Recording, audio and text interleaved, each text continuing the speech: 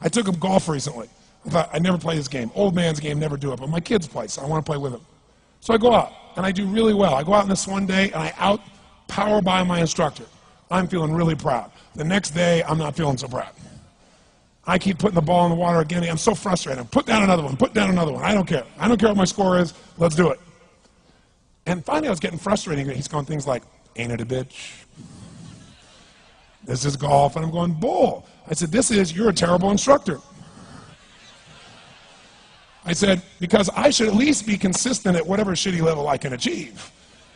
I said, I know I'm not Tiger Woods, but I should be able to be consistent, and you're just telling me that it's difficult. Telling me it's difficult is not helping. Tell me what to do.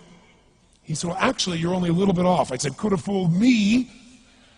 He said, no, you're about a millimeter or two off. I said, you're joking. He said, no, watch this. He said, I didn't teach you this yet. He said, when you approach the ball like this, he said, if you change the angle that you're attacking this just 1 or 2 millimeters, in the very beginning, do you see how that changes the arc? This one, instead of being on the green, by 1 millimeter, now you're in the water. 1 millimeter over here, you're in the sand. And he said, and also you're hitting the ground by 1 millimeter sometimes. You're not stroking it, just 1 millimeter. I thought, what a great belief system that when all hell's breaking loose and nothing's working, that you're only 1 millimeter off. Because most people think it's impossible, so they give up. Isn't that true? And in real life, it's true. So 2 days later, I'm going to see one of my clients. I do a lot of coaching, and I have a man who's the top plastic surgeon in the world. He's going through some tough times in aspects of his life. But this is a guy that gets paid by Sultan of Brunei $1 million to fly over and do 3 people's faces. He is the #1 plastic surgeon in the world. He can make anyone who's ugly look spectacularly beautiful. He showed me pictures of a woman who's 84 years old. He made her look 40 and gorgeous, no exaggeration. But you know what? I'm waiting for him in his office, and he's still in surgery. So he's got a new book he's creating to teach other surgeons around the world. And I'm going through it, and it's got pictures of, the top 100 supposedly most beautiful women in the world's faces. And then men. I wasn't paying attention to that one. I just kept turning the pages, right? But I noticed something. He's got all these measurements. And he has mathematically calculated what it takes to make someone look gorgeous, man or woman. And it's a few millimeters. Interesting. For example, on a woman, the distance between the top part of your lip and your nose, this little distance, the measurement of that, if you're beautiful, gorgeous, is the same size as your eye. If it's 1 millimeter more, you have an average face. If it's 2 millimeters more, you are butt ugly. Okay. The difference between butt ugly and gorgeous is 2 millimeters. He's got about a dozen of these little 1 or 2 millimeter changes he makes, and it's a different person. It is unbelievable. So a very powerful belief to leave today with would be, nothing's working, I'm 1 millimeter away. What little thing got to change? And when I do, it changes everything. Because I'm heading this direction, I make this little shift. You take that out an hour from now, a day from now, a week from now, a month from now, you have a totally different destination from that direction. But the 1 millimeter change, I'll show you one of them right now. Check this out. Stay in the state of certainty. Some of you lost it. Intensify it, whatever it takes. Make your move. Come on. Make your move. Say yes. Say yes. Say yes. Say yes. Now feel that in your body. Don't let go of it. Now watch. Here's the difference between being certain and being uncertain. Did you see that? Certain, uncertain. See if you can find that little spot between the two, where you drop just a little bit of your chest, and you feel it drop, and come back up, and drop it. How many can feel that difference between where you really feel it, now intensify it, and where you dropped it? Is it a tiny difference, yes or no? Yes or no? Now, could you condition yourself to feel great in this state? Yes or no? So what I want you to do is give yourself that opportunity. So the way we're going to do is very simple. We're going to go in a peak state. And then we're going to train ourselves. Because guess what? If you're in this state of certainty, and all hell's breaking loose in your life, people can't figure out, you go, move, I'll handle it. People go, he's so lucky, he's so confident. No. Here's what I've created for my life, and anyone I know has succeeded. I'm a 17-year-old kid from Azusa, California, with no real education other than self-education, with no background, with parents that did their best, all of them,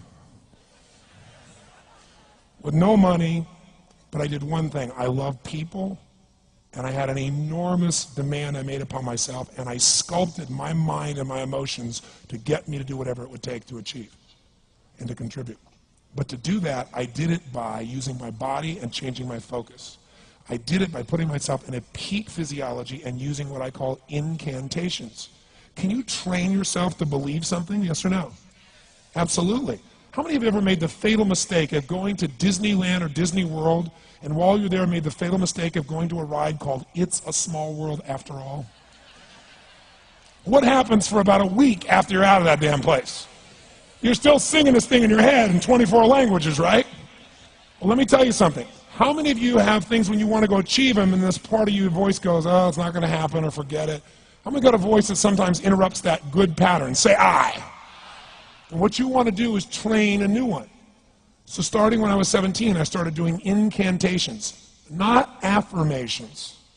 Affirmation, you go, I'm happy, I'm happy, I'm happy, I'm happy, I'm happy. What's the problem? You haven't changed your what? Your what? Physiology. If you don't change your physiology, you won't get anything. So an incantation is not only you speak it, but you embody what you're saying with all the intensity you can. And you do it with enough repetitions that it sticks in your head. Like It's a Small World, now the conversation in your head is always the same and it gives you what you want. So you use your body and your voice. So 17 years ago I started doing things. I was working for Jim Rohn, this speaker, and I was 17 years old. I had long hair, minestrone soup, acne on my face. And I was trying to call on Bear Stearns type of people and convince them why they should go to this man's seminar and be more successful. I was driving a 1968 Volkswagen that I had earned at $40 a week as a janitor. The only way I did it was park far from the building and then go in, and I love people and I believe, but I put myself in state and I was able to influence people that were far more successful than I was at the time. I would do something that I still do backstage and have done for 23 years because I don't hope I'm going to be in a good state, I demand it. So I do an incantation using my whole body. I'd say, I now command my subconscious mind to direct me in helping as many people as possible alive today to better their lives by giving me the strength, the emotion, the persuasion, the humor, the brevity, whatever it takes to show these people and get these people to change their lives now. And I would do that literally driving in my Volkswagen to a meeting in LA on the freeway for 40 minutes. People are looking at me, I'm screaming at the top of my lungs. They're going, I know he's a serial killer, I know he is. But by the time I entered that room, when two people meet, if there's rapport, the person who's most certain will always influence the other person. And I was totally certain, and they were trying to get revved up to certainty. Do you agree with this? Yes or no? I do another one because I was poor. I changed my mindset. I kept doing things, but I never got beyond it. I'd say God's wealth is circulating in my life. His wealth flows to me in avalanches of abundance. All my needs, desires, and goals are met instantaneously by infinite intelligence, for I'm one with God and God is everything. And I would imagine the abundance of my life, and I would feel so grateful. And a year later, I went from making $38,000 a year to making $1 million a year in 1 year. Because successful people do what failures won't. You follow me on this? You know?